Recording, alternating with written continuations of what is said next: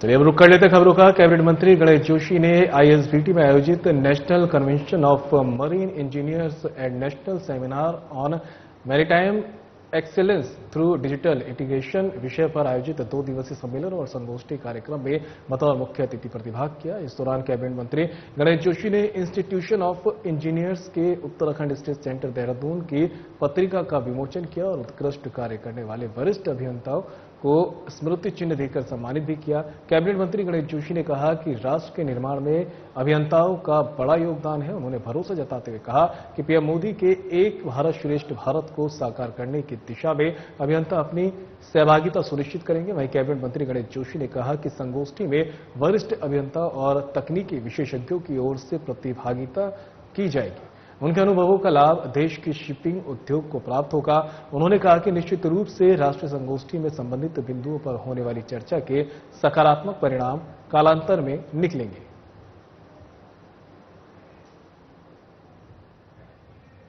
तो खबर आप तक पहुंचा रहे हैं, जहां पर कैबिनेट मंत्री गणेश जोशी ने आईएसबीटी में आयोजित national convention of marine engineers and national seminar of maritime excellence through digital integration विषय पर आयोजित 2 दिवसीय सम्मेलन और संगोष्ठी कार्यक्रम में मुख्य अतिथि शिरकत की। 2 दिवसीय गोष्ठी के अवसर पर मैं बधाई देता हूं, क्योंकि मेरा बेटा भी मैरीन इंजीनियर था, इन मर्चेंट नेवी।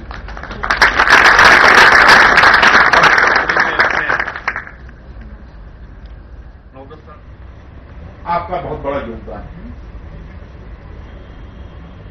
और सरकार की तकनीक आज आगे आ रही है। मुझे स्विट्जरलैंड जाने का मौका मिला। मैं जगह घूम रहा हूं, जब अमेरिका जहां 100 साल पहले पहुंच गया, भारत आज अभी वहां पर नहीं। व्यवस्था थे और हम छलांग लगाकर 5वें स्थान पर आए। एक समय यह था कि हम विदेशों से अन्न का आयात करते थे। अगर आपके पुराने लोगों को याद होगा, नरेंद्र जी आपको ध्यान होगा कि एक बार जो इंदिरा जी प्राइम मिनिस्टर थी, हमें गेहूं की आवश्यकता। तो वहीं पंडित दीनदयाल उपाध्याय की 108वीं जयंती के अवसर पर मसूरी के लंढौर बाजार स्थित पंडित दीनदयाल उपाध्याय पार्क का कैबिनेट मंत्री और मसूरी विधायक गणेश जोशी ने लोकार्पण किया है। इस दौरान मंत्री गणेश जोशी ने पंडित दीनदयाल उपाध्याय की मूर्ति पर पुष्प अर्पित कर उन्हें श्रद्धांजलि अर्पित की। पंडित दीनदयाल उपाध्याय के बताए मार्गों पर चलने का संकल्प लिया गया है। इस मौके पर लंढौर बाजार विकास समिति ने कैबिनेट मंत्री और बाजार की समस्याओं को लेकर मांगपत्र सौंपा गया, जिस पर मंत्री गणेश जोशी ने प्राथमिकता के आधार पर कार्यों को पूरा करने की बात कही है। कैबिनेट मंत्री गणेश जोशी ने कहा कि पंडित दीनदयाल उपाध्याय के बताए मार्गों पर चलकर भारतीय जनता पार्टी देश और प्रदेश में उनकी विचारधाराओं के अनुरूप कार्य कर रही है। साथ ही कहा कि पंडित दीनदयाल उपाध्याय जनसंघ के संस्थापक रहे हैं और उनके संकल्प को पूरा करने का प्रयास किया जा रहा है।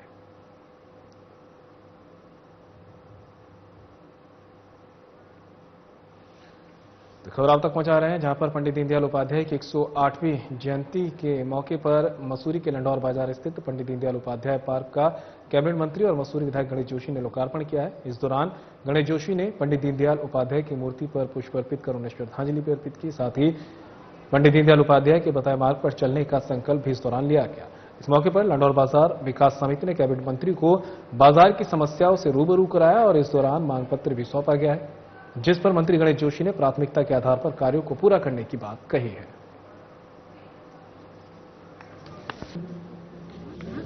देखिए, आज महान अर्थशास्त्री,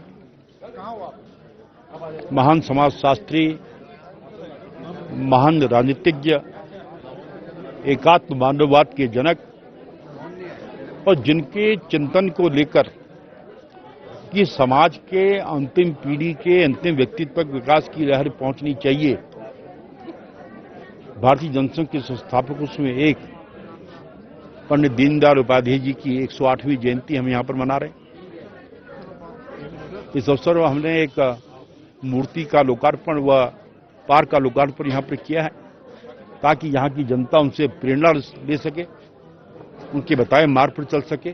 क्योंकि आज भारतीय जनता पार्टी केंद्र में अगर शासन कर रही है, प्रदेशों में शासन कर रही है, तो उसमें दीनदयाल जी का बहुत बड़ा योगदान है, क्योंकि उन्हीं के विचारों को हम आगे बढ़ा रहे हैं।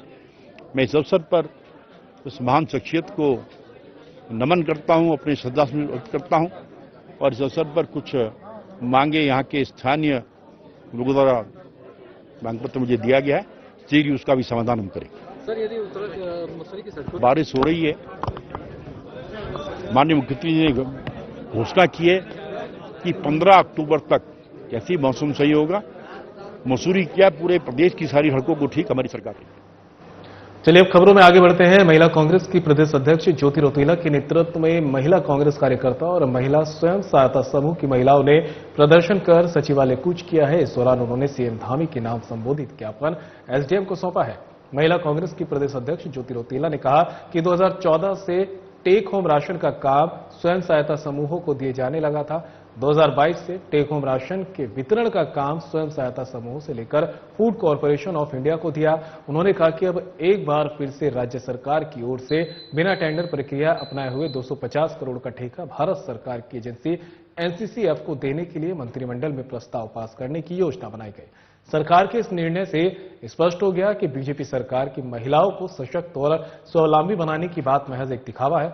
महिला कांग्रेस ने सरकार से मांग की है कि पोषाहार योजना के क्रियान्वयन में अन्य राज्यों की भांति महिला स्वयं सहायता समूहों को भी शामिल किया जाए।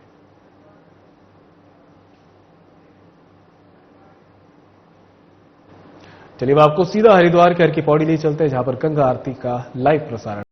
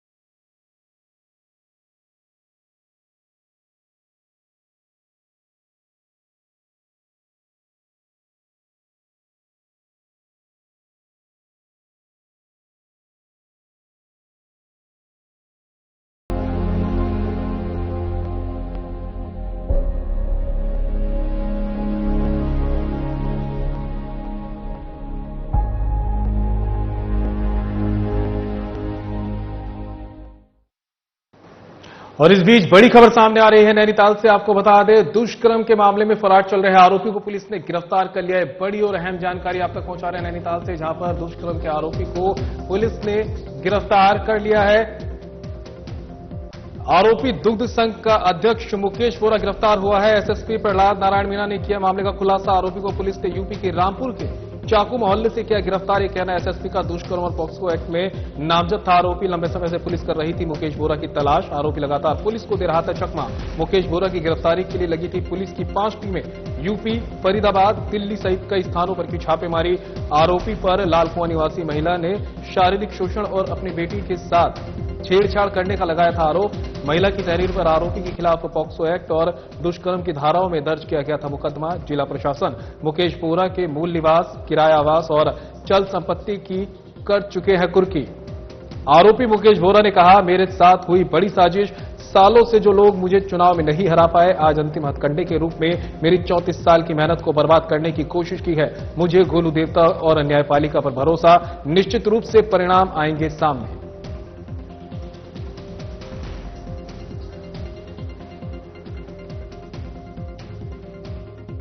बड़ी साजिश मेरे साथ हुई है।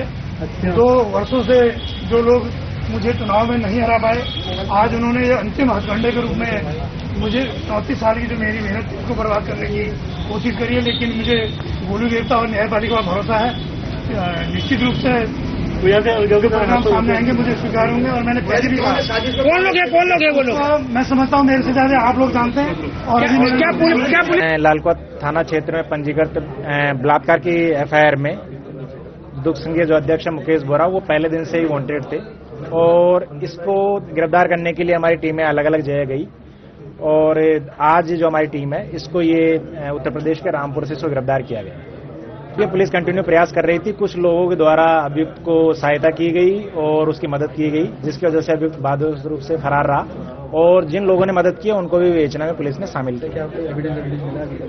जो शुरू की विवेचना है उसमें इनके सहअभियुक्तों से भी और बाकी जगह से कुछ एविडेंस मिले, जिसके आधार पर जल्दी हम मुकेश बोरा का।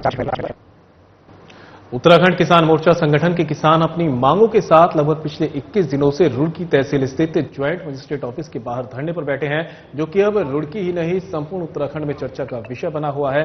दरअसल किसान मोर्चा संगठन की तरफ से प्रशासन से चंद मांगों को लेकर अपील की गई थी, जिस पर कोई कार्रवाई न होने के कारण किसान मोर्चा के धरना प्रदर्शन करना पड़ा है। उनकी मांग है कि बढ़ेगी राजपूताना पर अंडरपास दिया जाए, क्योंकि वो लगभग 100 गांवों को जोड़ता है। अभी स्मार्ट मीटर न लगाया जाए, क्योंकि किसानों को अपनी फसल के भुगतान में लगभग 1 साल लगता है। वहीं किसान मोर्चा अध्यक्ष गुलशन रोड ने रुड़की विधायक प्रदीप पत्रा पर आरोप लगाया कि 15 साल के कार्यकाल में भी सोनाली नदी का पुल विधायक नहीं बनवा पाए हैं। अनिश्चितकालीन धरना प्रदर्शन अभी जारी रहेगा।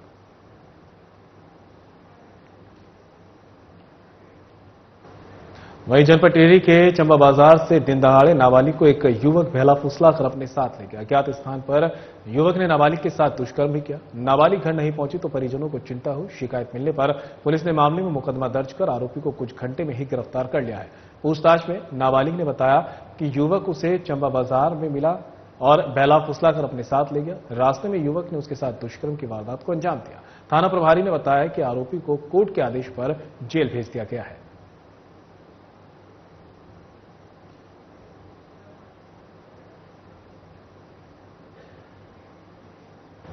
कैबिनेट मंत्री गणेश जोशी ने आईएसबीटी में आयोजित national convention of marine engineers and national seminar on maritime excellence through digital integration विषय पर आयोजित 2 दिवसीय सम्मेलन और संगोष्ठी कार्यक्रम में बतौर मुख्य अतिथि प्रतिभाग किया है। इस दौरान कैबिनेट मंत्री गणेश जोशी ने इंस्टीट्यूशन ऑफ इंजीनियर्स के उत्तराखंड स्टेट सेंटर देहरादून की पत्रिका का विमोचन किया और उत्कृष्ट कार्य करने वाले वरिष्ठ अभियंताओं को स्मृति चिन्ह देकर सम्मानित भी किया है। कैबिनेट मंत्री गणेश जोशी ने कहा कि राष्ट्र के निर्माण में अभियंताओं का बड़ा योगदान है। उन्होंने भरोसा जताते हुए कहा कि पीएम मोदी के एक भारत श्रेष्ठ भारत को साकार करने की दिशा में अभियंता अपनी सहभागिता सुनिश्चित करेंगे। वहीं कैबिनेट मंत्री गणेश जोशी ने कहा कि संगोष्ठी में वरिष्ठ अभियंताओं और तकनीकी विशेषज्ञों की ओर से प्रतिभागिता की जाएगी। उनके अनुभवों का लाभ देश के शिपिंग उद्योग को प्राप्त होगा। उन्होंने कहा कि निश्चित रूप से राष्ट्रीय संगोष्ठी में संबंधित बिंदुओं पर होने वाली चर्चा के सकारात्मक परिणाम कालांतर में निकलेंगे।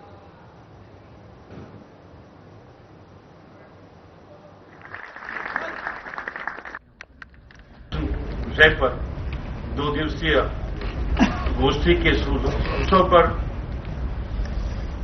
बधाई देता हूं, क्योंकि मेरा बेटा भी मैरिन इंजीनियर था, he was in merchant navy.